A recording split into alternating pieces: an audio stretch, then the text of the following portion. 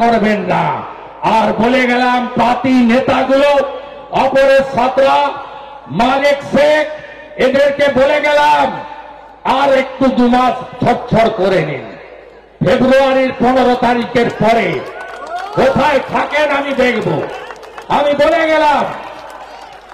গেলাম এই কর্মচারী মানব পড়ুয়া অপরাধ ছাত্রা বলে গেলাম আপনারা আমাকে চেনেন, আপনারা ভালো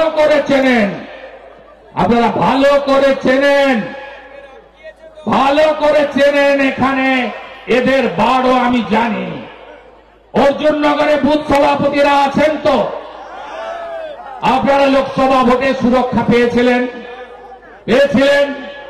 আমি কথা দিয়ে গেলাম, যে বুথে চোখ দেখাবে সেই বুথে কি করে উত্তর দিতে হয়। আমার পড়াশোনাটা ভালো করে করা আছে, সকালবেলা ধান কাটা আছে, আপনারা উঠবেন। অন্ধকার গাঢ় হয়ে গেছে। আগামীকাল দক্ষিণ 24 পরগনার মন্দির। আমি 2026-এর রেজাল্টের দিন পর্যন্ত ওনাকে সময় দিলাম, যদি দেখে নিতে পারেন আমি এই চ্যালেঞ্জ অ্যাকসেপ্ট করছি। দাদা আবার একটা হুঁশিয়ারি দিয়েছে যে তৃণমূল যত চোখ দেখাবে দেখাক, আমরা তার উত্তর দিতে পারি, আমাদের পড়াশোনা আছে। শুভেন্দু করে আবার বলছে তৃণমূল কংগ্রেস কোথাও চোখ দেখাচ্ছে না।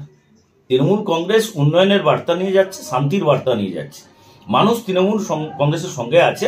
স্বাভাবিকভাবে চোখ যারা রাঙাচ্ছে, আপনি যদি তার অভিব্যক্তি পান, সেটা হচ্ছে একবারে গাঁথির কুলাঙ্গার হিসাবে আমি বলবো যে মানুষ একজন রাজনৈতিক ব্যক্তিত্ব, তার যে ধরনের বক্তব্য রাখা উচিত, তার যদি অভিব্যক্তি পরিলক্ষিত করেন, একজন কুলাঙ্গার ছাড়া একজন রাজনৈতিক ব্যক্তিত্ব বলা যায় না।